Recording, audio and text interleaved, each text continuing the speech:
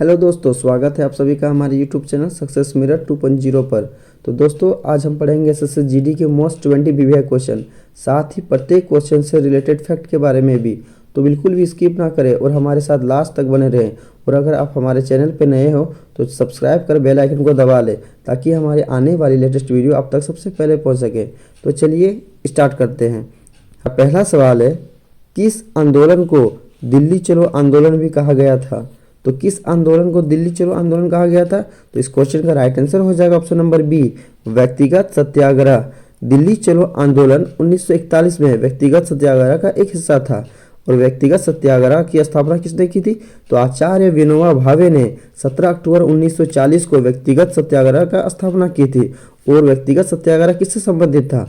तो व्यक्तिगत सत्याग्रह यह स्वतंत्रता आंदोलन से संबंधित नहीं था, बल्कि भाषण के अधिकारों की पुष्टि करने के लिए था। अगस्त क्रांति, अगस्त क्रांति क्या था? तो अगस्त क्रांति भारत छोड़ो आंदोलन का दूसरा नाम था, जो 8 अगस्त 1942 को शुरू हुआ। असहयोग आंदोलन, असहयोग आंदोलन 1 अगस्त 1920 को शुरू हुआ एवं 12 फरवरी 1922 को समाप्त हुआ। भारत छोड़ो आंदोलन, भारत छोड़ो आंदोलन 8 अगस्त 1942 को हुआ, जिसका दूसरा नाम अगस्त क्रांति था। हमारा अगला सवाल है, अलमाटी बांध किस नदी पर बना है? तो अलमाटी बांध किस नदी पर बना है? तो इस क्वेश्चन का राइट आंसर हो जाएगा ऑप्शन नंबर सी, कृष्णा नदी। अलमाटी बांध कृष्णा नदी पर बना है और यह महाराष्ट्र के महाबलेश्वर से निकलती है और बंगाल की खाड़ी में मिलती है। कावेरी नदी, कावेरी नदी को दक्षिण की गंगा कहा जाता है और यह नदी ब्रह्मगिरी पर्वत से निकलती है और बंगाल की खाड़ी में मिलती है। तुंगभद्रा नदी, तुंगभद्रा नदी महाकाव्य रामायण में तुंगभद्रा नदी को पंपा के नाम से जाना जाता है। हमारा अगला सवाल है, ताजिकिस्तान की राजधानी कहाँ है? तो ताजिकिस्तान की राजधानी कहाँ है? तो इस क्वेश्चन का राइट आंसर हो जाएगा ऑप्शन नंबर बी, दुशानवे। ताजिकिस्तान की राजधानी दुशानवे है। और ताजिकिस्तान किस लिए प्रसिद्ध है? तो यह स्थापत्य स्मारकों, प्राकृतिक सुंदरता और अद्वितीय दृश्यों के लिए प्रसिद्ध है। हमारा अगला सवाल है, भारत के किस राज्य को लोकप्रिय रूप से भारत का ब्रेड बास्केट नाम दिया गया है? तो भारत का वह कौन सा राज्य है जिसे ब्रेड बास्केट नाम दिया गया है? तो इस क्वेश्चन का राइट आंसर हो जाएगा option number A, Punjab.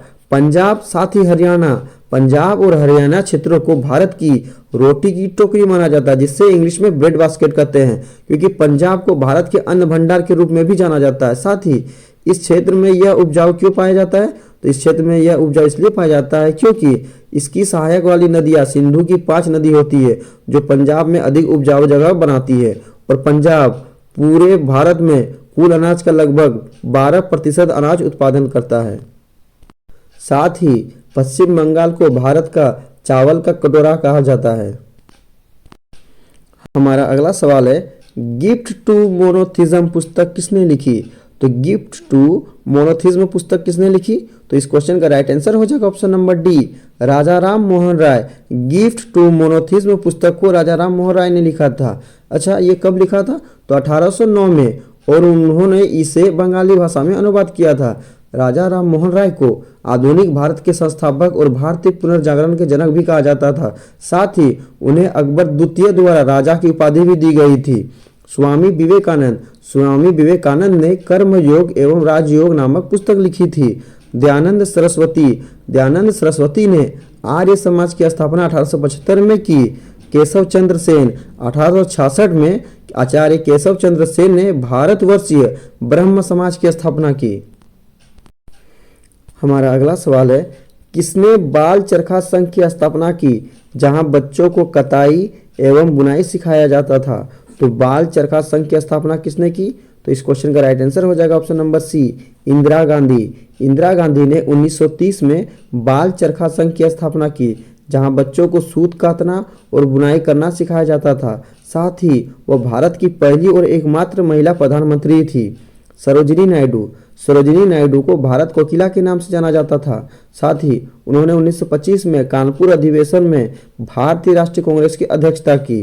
Vinoba Bhave, Vinoba Bhave भूदान आंदोलन के संस्थापक थे और आचार्य विनोबा भावे ने पवनार आश्रम की स्थापना की। महात्मा गांधी। महात्मा गांधी का पूरा नाम मोहनदास करमचंद गांधी था और उन्होंने हरिजन सेवक संघ की स्थापना की। साथ ही उन्होंने हे राम का नारा भी दिया था। महात्मा गांधी ने एकमात्र 1924 में बेलगाम अधिवेशन की अध्यक्षता की।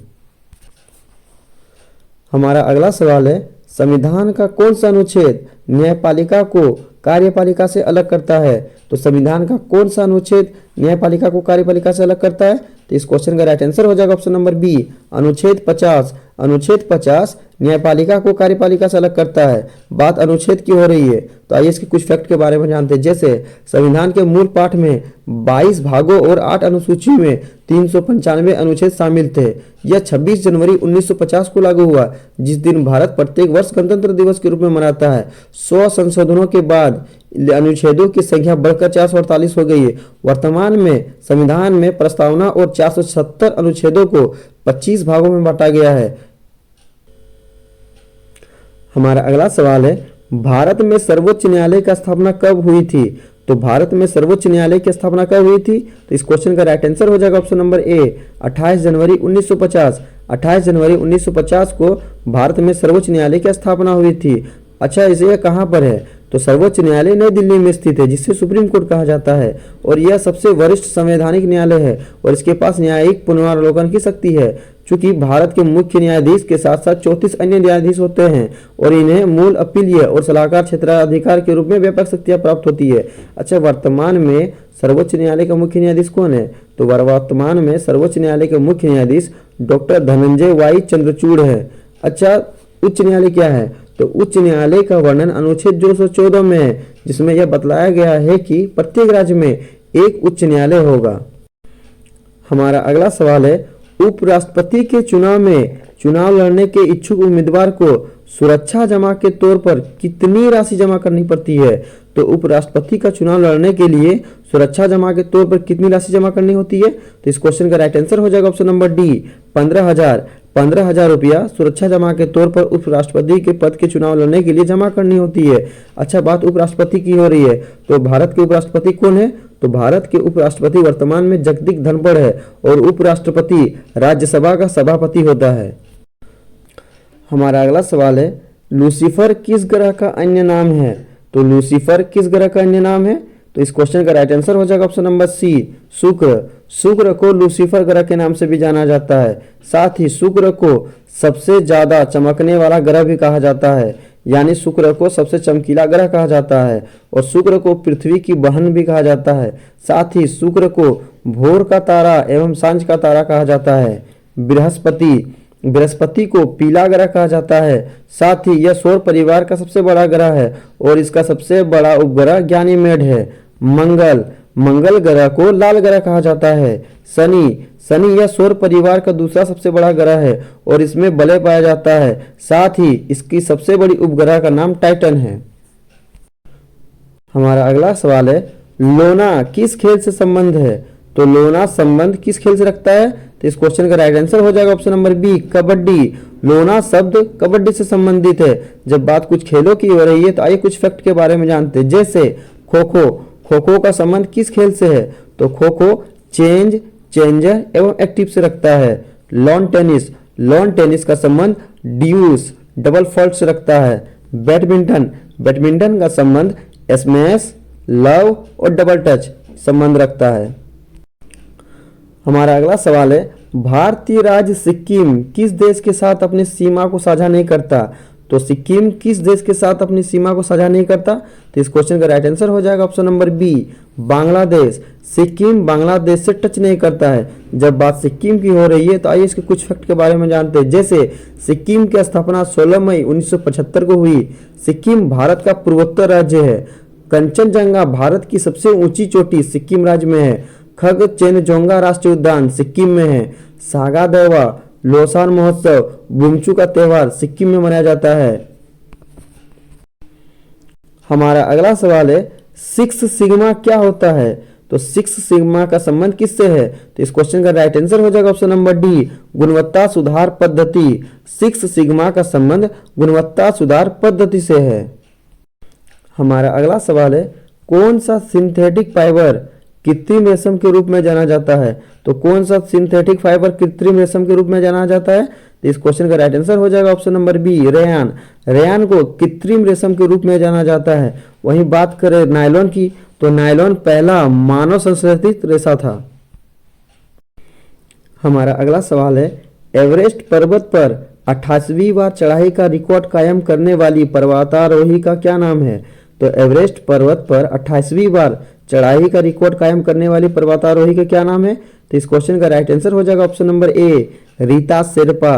रीता शेरपा ने 28वीं बार चढ़ाई कर एवरेस्ट पर रिकॉर्ड कायम किया। जब बात एवरेस्ट की हो रही है तो आइए इसके कुछ फैक्ट के बारे में जानते हैं। जैसे एवरेस्ट कहाँ है? तो एवरेस्ट नेपाल देश में है और नेपाल में से सागरमाथा कहा जाता है और एवरेस्ट की ऊंचाई 8,850 मीटर है। अच्छा, एवरेस्ट पर पहली बार कौन चढ़ा था? तो एवरेस्ट पर पहली बार सन 1953 में तेंजिंग नार्गे एवं एडमंड हिलरी ने चढ़े थे। हमारा अगला सवाल है, जंगल महल कहलाने वाला क्षेत्र किस राज्य में स्थित है? तो जंगल महल कहलाने वाला क्षेत्र किस राज्य में स्थित है? तो इस क्वेश्चन का राइट आंसर हो जाएगा ऑप्शन नंबर ए, पश्चिम बंगाल। पश्चिम बंगाल के बांकुड़ा, पुरुलिया, पश्चिम मिदनापुर और झारग्राम जिलों के क्षेत्र को अभी भी बोलचाल की भाषा में जंगल महल कहा जाता है। हमारा अगला सवाल है, किस भाषा को इटालियन ऑफ द ईस्ट कहा जाता है? तो किस भाषा को इटालियन ऑफ द ईस्ट कहा जाता है? तो इस क्वेश्चन का राइट आंसर हो जाएगा option number C, Telugu. Telugu भाषा को इटालियन ऑफ द ईस्ट कहा जाता है और तेलुगु भाषा सबसे अधिक आंध्र प्रदेश और तेलंगाना राज्य में बोली जाती है। वहीं बात करें बांग्ला भाषा की, तो बांग्ला भाषा अधिकतर बांग्लादेश और पश्चिम बंगाल, साथ ही त्रिपुरा एवं असम में बोली जाती है।